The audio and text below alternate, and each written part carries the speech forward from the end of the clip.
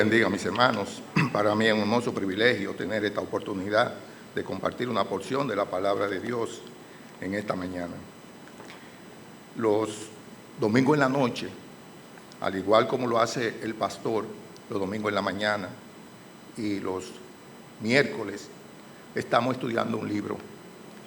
En la mañana, los domingos, estamos viendo Jeremías.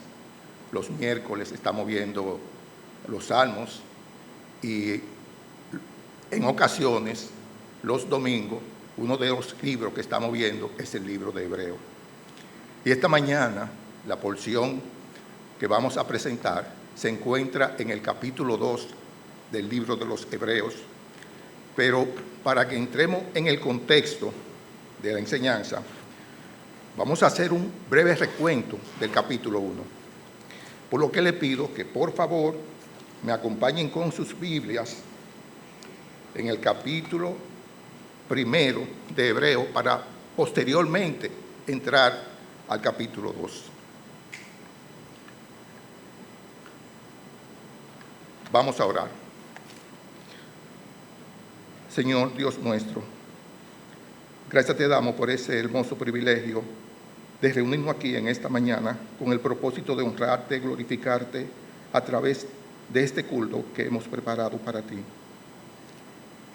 Padre, gracias te damos por este momento en que podemos compartir tu santa palabra y podemos hacerlo libremente, donde solamente necesitamos de tu Santo Espíritu y de tu gracia, porque sin ella no sería posible.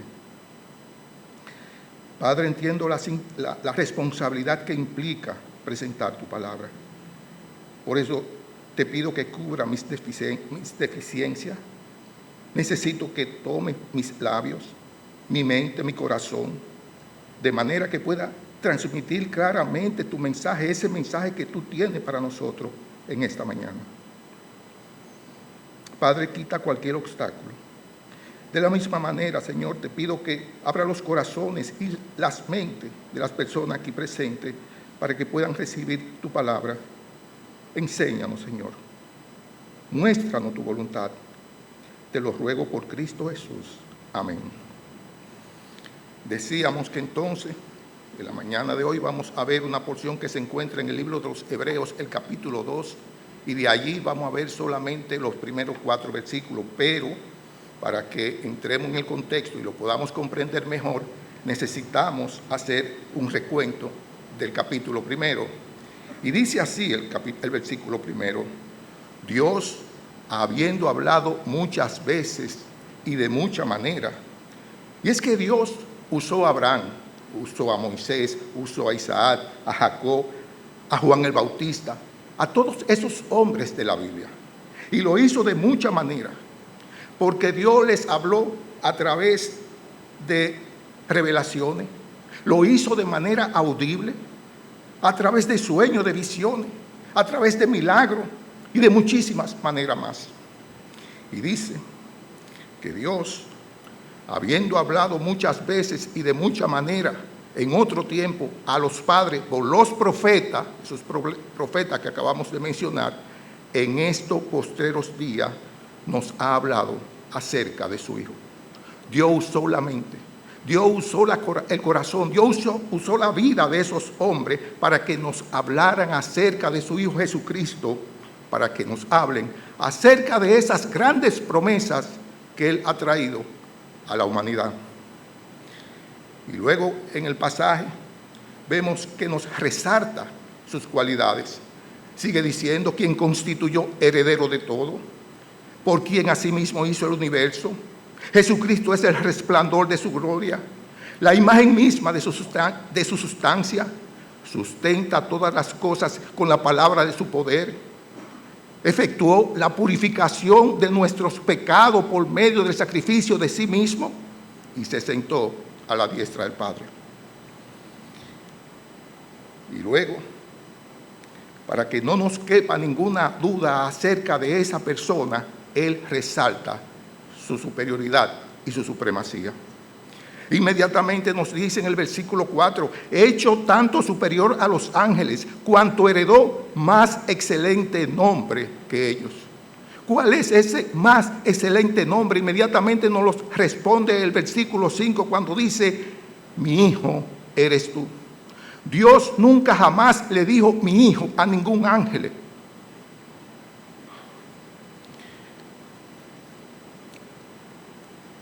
El ser hijo de Dios es un calificativo que solo lo tiene Jesucristo, y por su gracia también a nosotros nos llama su hijo.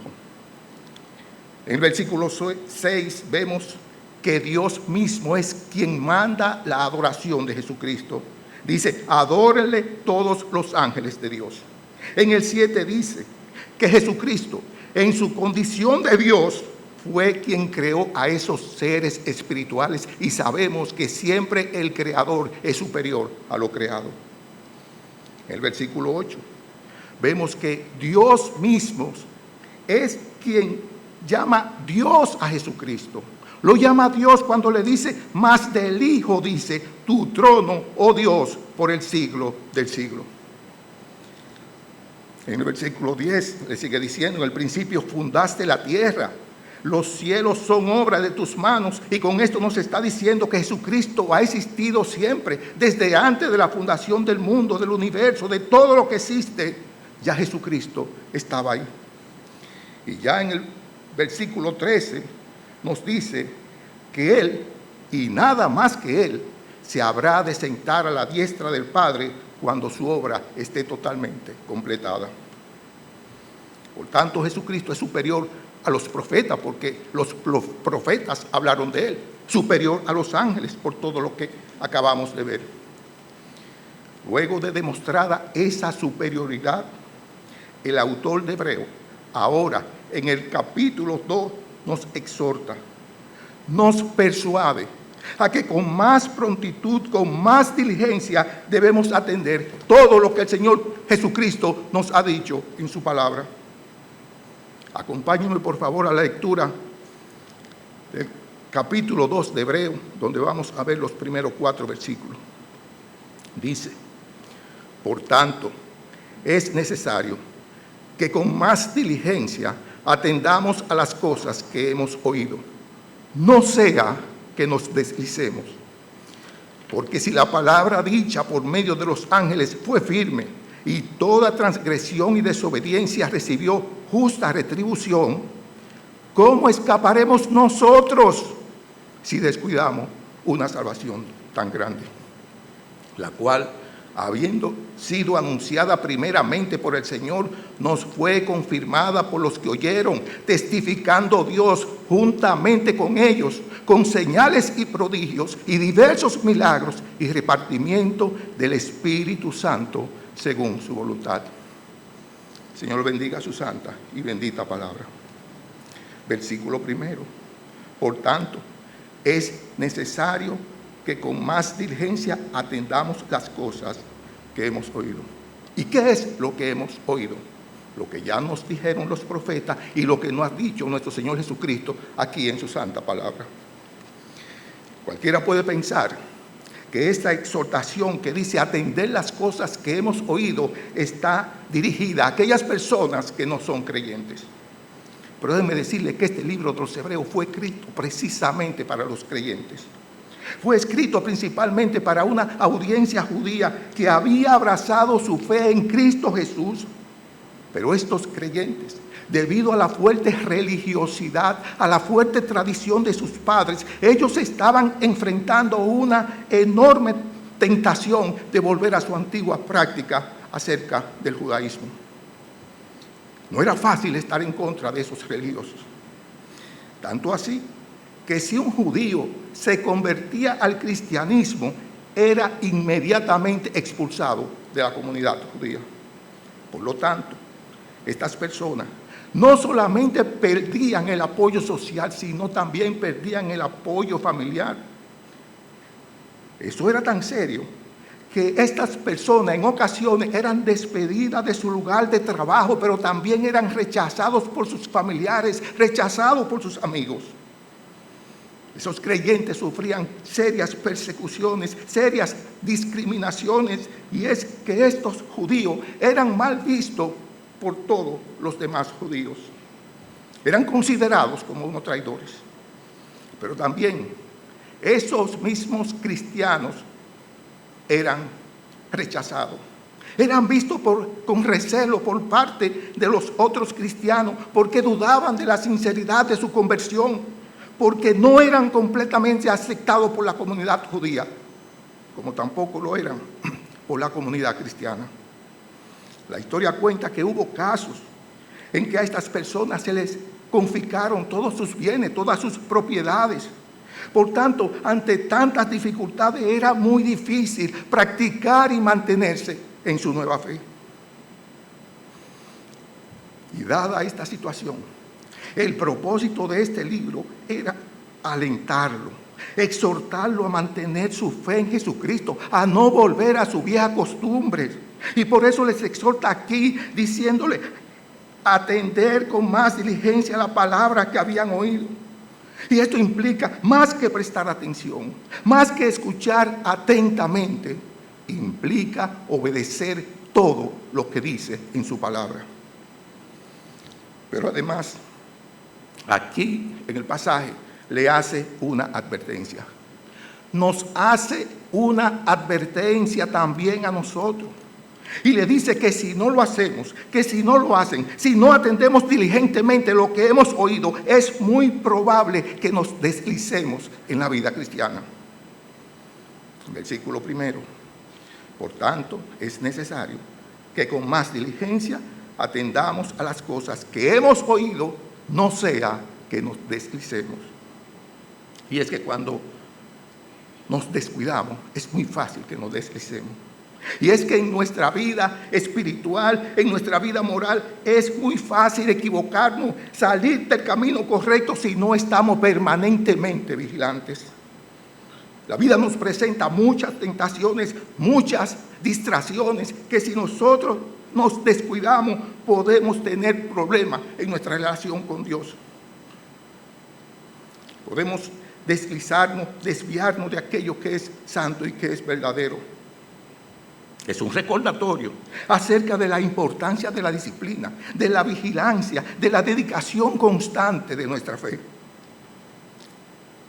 Cuando un creyente se desliza de su vida cristiana, está corriendo un enorme riesgo. Por tanto, debemos tener muchos cuidados, porque si no lo hacemos, podemos tener serios problemas en nuestra vida espiritual y en nuestra vida cotidiana, porque perdemos el equilibrio, porque nos caemos, porque podemos sufrir una dolorosa caída que en ocasiones puede ser mortal. Seguramente ustedes, al igual que yo, conocen a algunas personas que se han caído de su propio pie y lamentablemente han perdido la vida.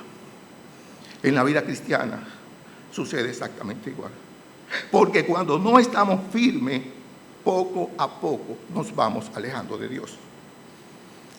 Y esto es muy fácil que ocurra, muy fácil, si no prestamos atención diligente a lo que hemos oído. Y es interesante aquí la palabra que usa el autor, deslizarse. Una figura que nos ilustra bastante, que muchos maestros lo utilizan para explicar esta porción de la palabra, tiene que ver con un barco. Un barco que se encuentra en el río, en el mar o en un lago. Imagínense que estamos navegando por los mares de la vida. Llegamos a un muelle. Obvia y necesariamente esa nave tiene que ser amarrada en el poste que le corresponde. Pero por algún motivo, por alguna razón, no se hace el amarre adecuado. Pero además, por algún motivo, las anclas no caen en un lugar firme.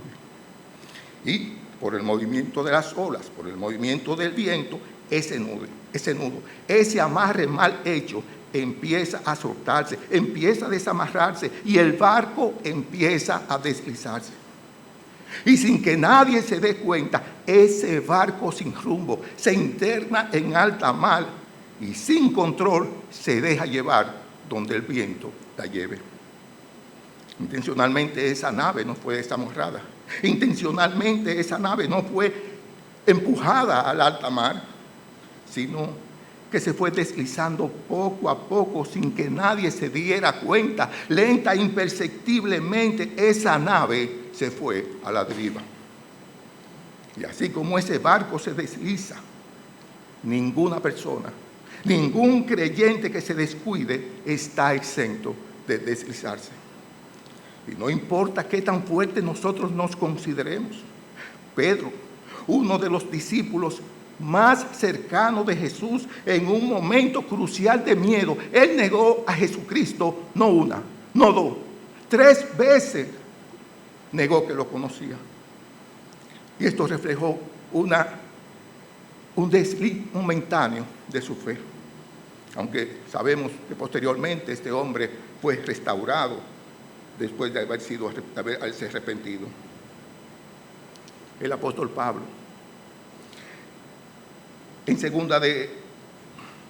en Colosenses 4, en el libro de Filemón, capítulo 1, nos menciona a un hombre llamado Demas, un compañero fiel y colaborador de él.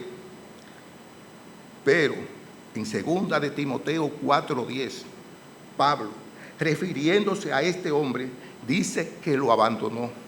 Y dice que lo abandonó por amor a las cosas del mundo. Un ejemplo claro de cómo las tentaciones pueden desviar a alguien de su camino espiritual. Pero también vemos en el libro de Apocalipsis, vemos la iglesia de Laodicea, una iglesia que fue reprendida por su falta de fe, una iglesia que se consideraba autosuficiente porque no reconocía su dependencia de Dios, no reconocía su pobreza espiritual. Ellos se creían que estaban muy bien espiritualmente, cuando en realidad debían arrepentirse y procurar una renovación y un compromiso con su Dios. Y esto es un claro ejemplo de cómo la indiferencia, la falta de compromiso puede conducir a una iglesia a un deslizamiento espiritual. Y es que cualquier creyente, cualquiera puede perder su rumbo si no mantiene su enfoque y su dedicación en su fe, si nos descuidamos, si no estamos atentos, si constantemente no estamos comprobando que nuestros nudos están bien amarrados, nos vamos a deslizar. Porque el diablo siempre está esperando y está provocando a que nuestro barco se deslice. Y cuando ese amarre se suelta, también es muy fácil deslizarnos de la verdad. Es muy fácil desestabilizar nuestra relación con Dios, nuestra comunión, porque esa conexión es lo único que nos garantiza, es lo único que nos mantiene en integridad y en santidad. Es muy fácil desviarnos del camino correcto, es muy fácil mancillar nuestra fe, es muy fácil tirar por el piso nuestro principio ético cristianos, si con más diligencia no atendemos las cosas que hemos oído.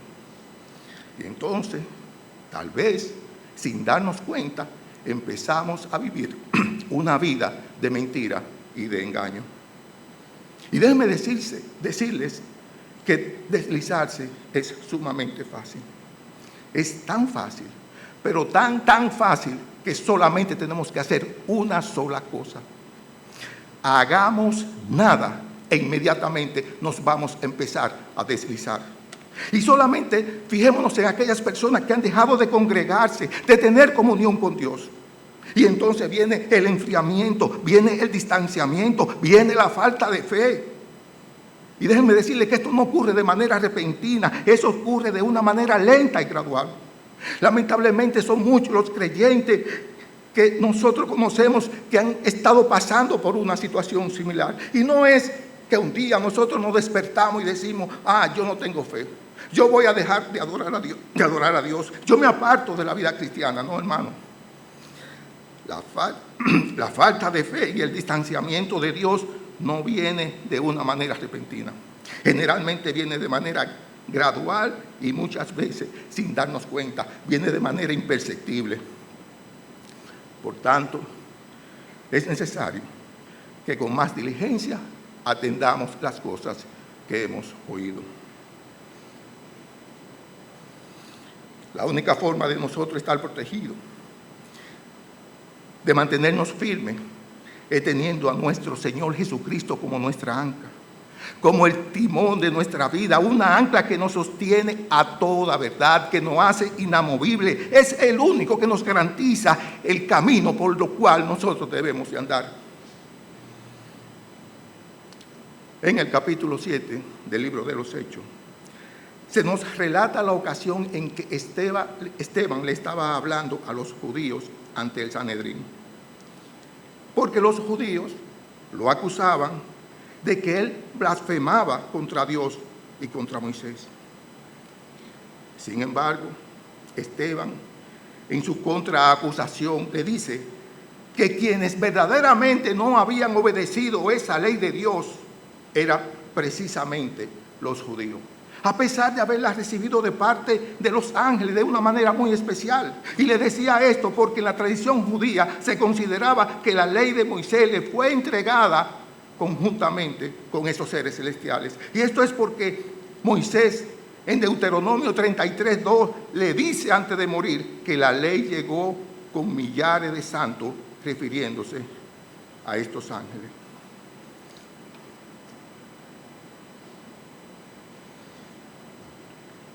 Y es por esto que el versículo 2 nos dice: porque si la palabra dicha por medio de los ángeles fue firme, refiriéndose a la ley de Moisés, y toda transgresión y desobediencia recibió justa retribución, es decir, recibió justo castigo. Versículo 3. ¿Cómo escaparemos nosotros si descuidamos una salvación tan grande? Cuando dice nosotros, aquí el autor, él se está incluyendo. Él no está ajeno a esto. Y es que esa ley que Dios le entregó a Moisés era una ley tan estricta, que tenía tanta validez, que bajo ninguna circunstancia podía ser desobedecida por nadie, so pena de sufrir sus grandes consecuencias. Si alguien tiene alguna duda de lo que le estoy diciendo, pregúntenle al rey David. David, un hombre hecho conforme al corazón de Dios.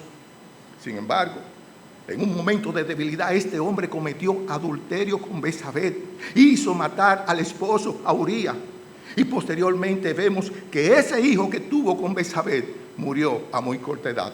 Pero además, la espada y el enfrentamiento nunca se apartaron de su casa. Si no, pregúntenle a Can, un hombre que robó los objetos sagrados del botín de Jericó.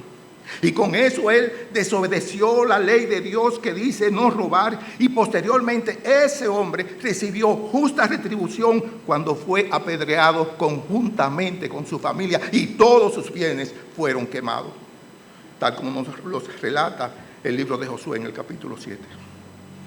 Pero no dejemos de mencionar a Ananías y a Zafira, creyentes, miembros de la iglesia primitiva, quienes mintieron acerca de la cantidad de dinero que recibieron por la venta de una propiedad. Inmediatamente esas personas murieron después de ser confrontados por el apóstol Pablo. ¿Cuál ser humano no ha quebrantado esa ley de Moisés? Al menos una la ha quebrantado. Y como dice la palabra de Dios, no hay hombre en esta tierra que no peque. Por lo tanto, como esa ley era y es imposible de cumplir la cabalidad, también es imposible alcanzar la salvación a través de ella. Y es que toda transgresión y desobediencia recibió justa retribución. Pero Dios, sabiendo acerca de la imposibilidad de cumplir esa ley, Él nos envía a su Hijo para que derrame su sangre, sangre preciosa, sangre bendita, por la cual nosotros podemos alcanzar la salvación. Una salvación tan grande que de ninguna manera puede ser alcanzada de otra forma. Esa salvación es la que nos da redención y vida eterna. No hay forma de que nosotros podamos alcanzar la salvación por medio de la ley, por nuestro propio medio, por nuestro propio recurso. Y el autor de Hebreos nos está diciendo, debido a esto, entonces, toma con seriedad, toma con responsabilidad, aferrémonos a esta, no la descuidemos, no descuidemos esa salvación tan grande que Jesús te trajo a ti, me trajo a mí, le trajo a toda la humanidad. Porque si no lo hacemos, Si no la valoramos, ¿cómo escaparemos nosotros si descuidamos esa salvación tan grande?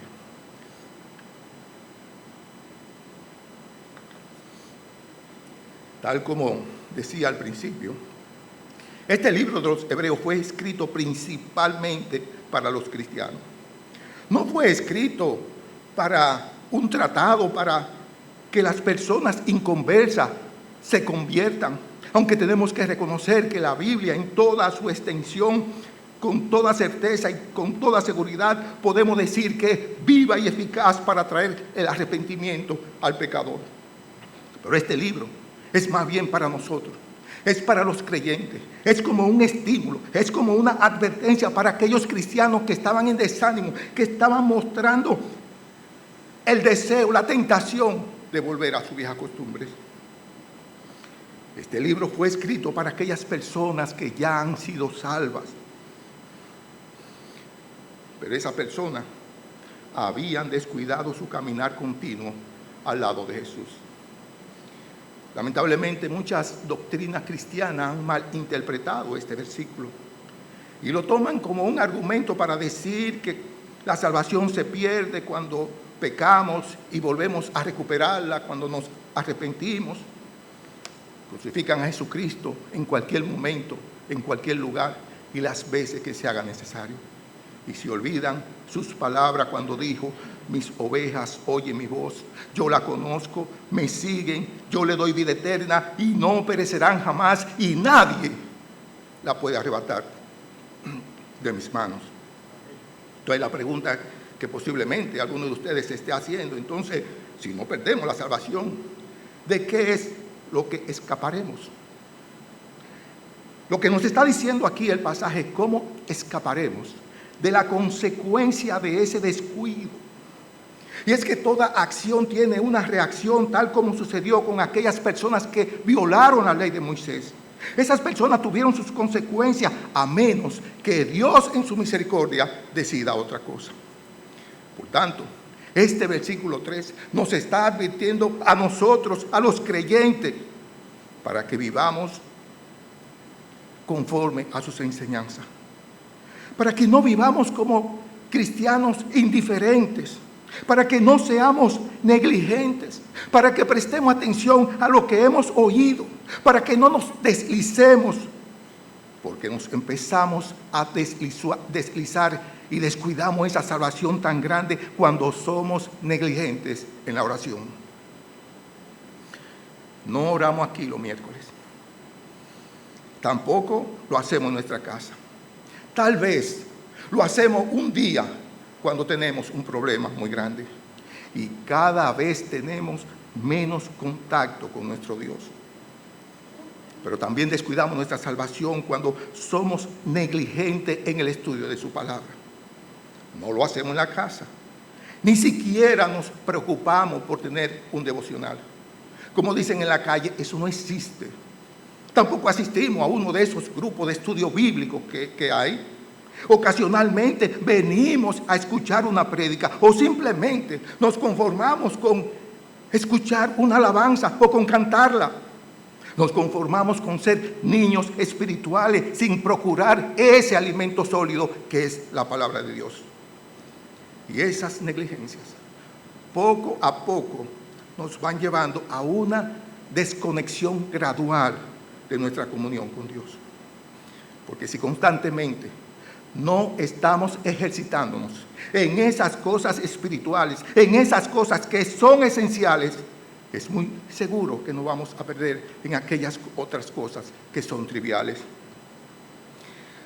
Descuidamos la salvación tan grande cuando nos dejamos distraer por las cosas del mundo. Cuando nos dejamos llevar por el exceso de recreación, el exceso de actividades seculares que frecuentemente este mundo nos ofrece. Y entonces nos alejamos de Dios, ignoramos sus enseñanzas, dejamos de lado la verdad del Evangelio y todo esto va en detrimento de nuestra comunión con Él. Y entonces nos llega la apatía espiritual. Y entonces no sabemos el por qué nos llegó.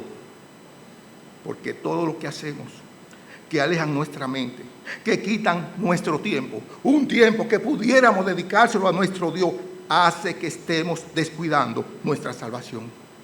Y no nos referimos necesariamente a cosas pecaminosas, sea el trabajo, el entretenimiento, el deporte, el arte, las actividades seculares. Si son excesivas, si no permiten sacarle tiempo a nuestro Señor, a nuestro Salvador, estamos descuidando nuestra salvación. Pero también descuidamos nuestra salvación cuando somos indiferentes a las actividades de la iglesia. Porque es en la iglesia, es en este lugar donde nosotros podemos fortalecer nuestra fe. Es aquí donde nosotros podemos crecer espiritualmente. Porque la persona que se va aislando, que no participa, va perdiéndose del gozo, del alimento y del apoyo espiritual que solamente Él nos puede dar. También descuidamos nuestra salvación cuando reconocemos que tenemos un pecado favorito. Un pecado favorito y no hacemos lo posible. No hacemos lo necesario a fin de erradicarlo. Mi orgullo, mi ambición, mi lujuria, mi resentimiento, mi ira. ¿Hasta cuándo la voy a tener? ¿Hasta cuándo la vamos a tener? Descuidamos una salvación tan grande cuando debido a las pruebas caemos en angustia y en desánimo. Y el problema es que cuando eso sucede no buscamos la ayuda adecuada en el consejo de Dios. Porque si un cristiano está pasando por una situación difícil y no busca del apoyo espiritual, no busca de la orientación, no busca de la ayuda que Dios le puede dar para poner toda su confianza en Él y para que sea Dios quien le sostenga, es muy probable que ese creyente se deslice. Es muy probable que ese creyente se refugie en cosas inapropiadas, en cosas seculares. Incluso puede llegar a cuestionar su propia fe. Por tanto, hermanos, evitemos este deslizamiento. Revisemos nuestras vidas, revisemos nuestro andar. Y lo hacemos cuando nosotros nos revestimos. Nos hacemos fuertes cuando oramos constantemente. Cuando estudiamos la palabra de Dios regularmente, cuando participamos en las actividades de esta iglesia, cuando huimos, resistimos las tentaciones y cuando buscamos el apoyo espiritual tantas veces como sea necesario. Por tanto, una salvación tan grande no la podemos tomar a la ligera. Es un regalo de Dios. Es un regalo que nosotros debemos cuidar, debemos tomarlo en serio. Pero también debemos de hacerlo de una manera decidida, responsable, sin vacilación, comprometida. Si la palabra que vino a nosotros por medio de los ángeles fue tomada tan en serio como hemos visto, porque no había forma de escapar, porque toda transgresión y desobediencia recibió justa retribución, entonces debemos tomar esto con más seriedad. Esta palabra que vino a nosotros por medio del Hijo, porque Él nos ha demostrado que es superior a los ángeles. También nos ha traído un mensaje superior, tan superior más superior que todos los demás. Un mensaje superior porque fue traído por una persona superior, pero además una persona con las mejores promesas. Pero de igual manera, con las peores consecuencias si es que descuidamos una salvación tan grande. Porque es una negligencia no hacer ningún esfuerzo por mantener una buena relación con nuestro Dios, por no vivir conforme a sus preceptos si somos negligentes. ¿Cómo escaparemos nosotros del escarmiento, de las consecuencias que eso implica? Y eso es un llamado a nuestra responsabilidad personal, a la seriedad con que nosotros debemos tomar nuestras convicciones, nuestra fe, nuestra relación con Dios. El hecho que nosotros creamos firmemente acerca de la seguridad eterna, acerca de la perseverancia de los santos, en el sentido de que una vez que nosotros alcanzamos la salvación, no podemos perderla. Eso no implica de ninguna manera que una persona pueda descuidar su relación con Dios. Muchos hombres descuidaron su relación con Dios, hombres del Antiguo Testamento. Y ellos sufrieron sus consecuencias. Jonás se descuidó. Jonás desoyó el llamado que Dios le había ordenado, que Dios le había hecho. Y Jonás tuvo su consecuencia. Y a raíz de eso tuvo que recapacitar.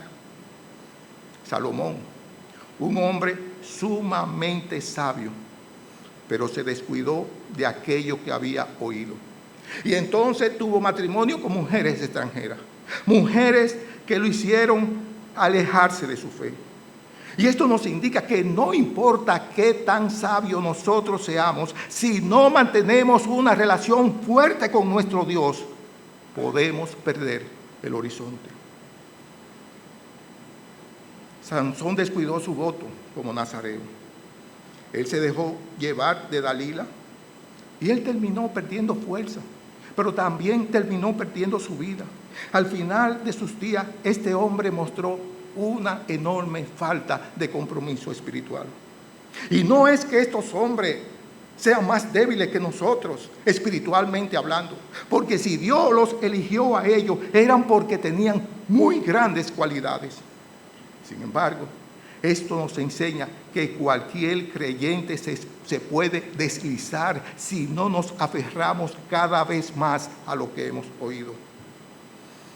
Descuidar una salvación tan grande puede implicar que perdamos bendiciones. Puede implicar que perdamos recompensas celestiales, esas recompensas que Dios nos tiene reservadas, si es que no vivimos de acuerdo a su voluntad. Y perfectamente sabemos que Dios, a quien ama, disciplina, porque un padre amoroso siempre corrige y disciplina a sus hijos cuando estos se desvían. No hay forma posible de que una persona descuide su relación con Dios y pueda mantener una estrecha armonía con Él. Mucho menos una comunión, mucho menos esa paz interior que solo Él nos puede dar.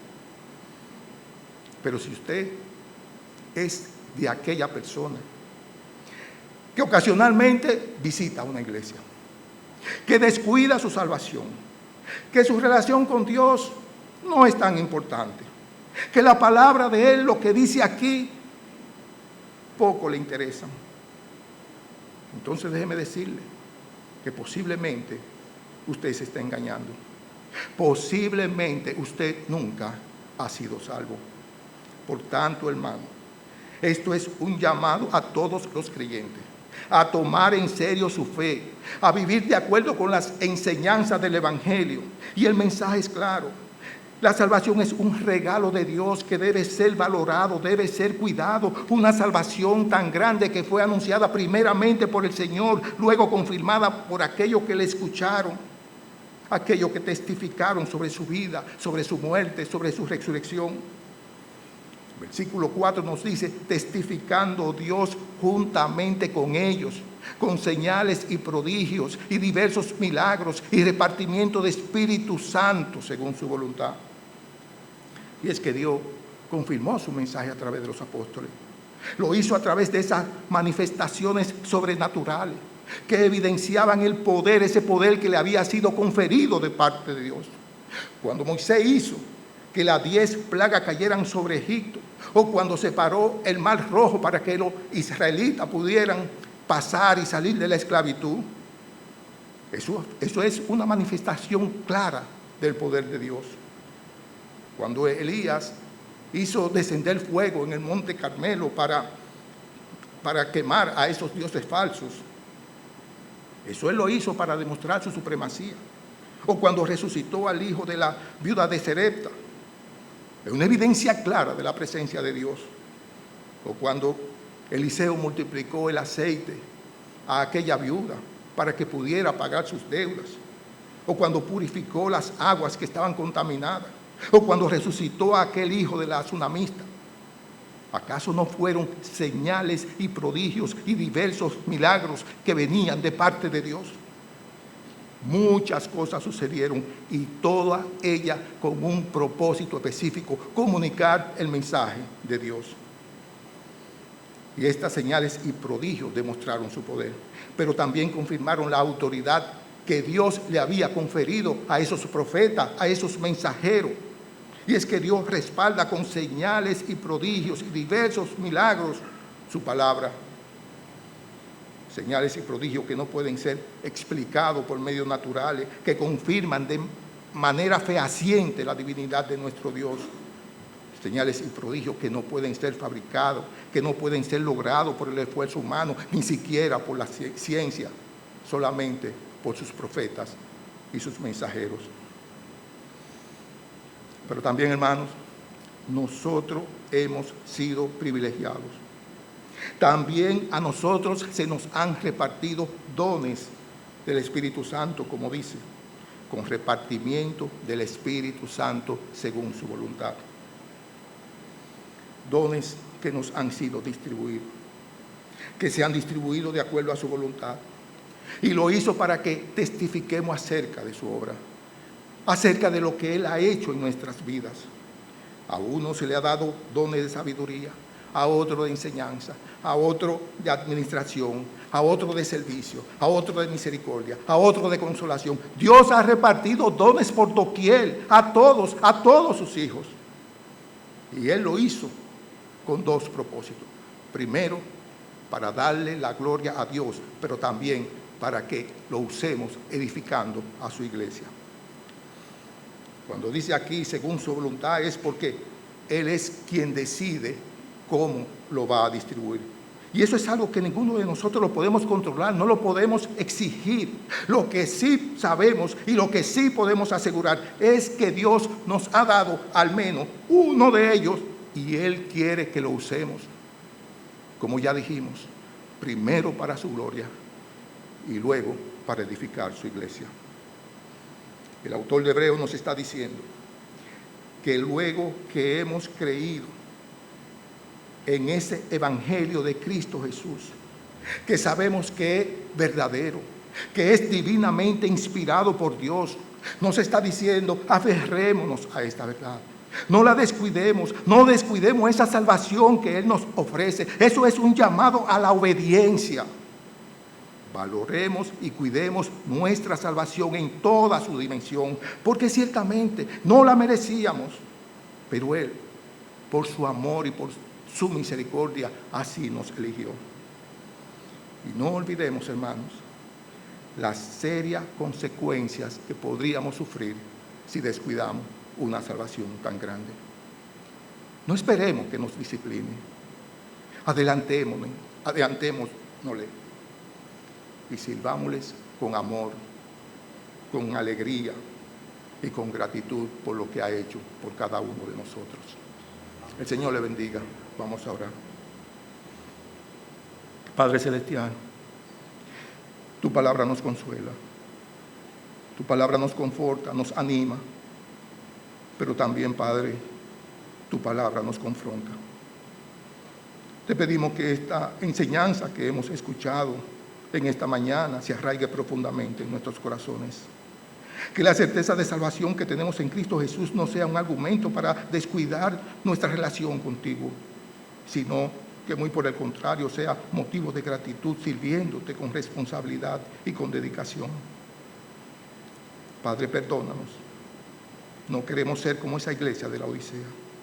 Queremos ser una iglesia fuerte en la fe, espiritualmente firme, consciente de la plena dependencia que tenemos de ti, viviendo de esa manera, de forma tal que tú te sientas complacido.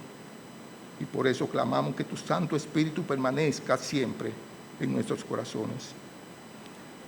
Padre, ayúdanos a vivir conforme a tu santa voluntad, a hacer luz en el mundo, que nosotros seamos la diferencia donde quiera que estemos. Padre, bendice esta congregación, bendice a cada familia aquí representada, que tu paz y tu amor siempre nos acompañen y que esta noche podamos reunirnos nuevamente, que tú continúes hablando a nuestros corazones y que gozosamente podamos compartir la Santa Cena obedeciendo tu mandato, recordando el sacrificio de tu Hijo Jesucristo, derramando aquella sangre preciosa, bendita, por la cual hoy somos salvos. Por Cristo Jesús, Señor nuestro, te lo rogamos. Amén.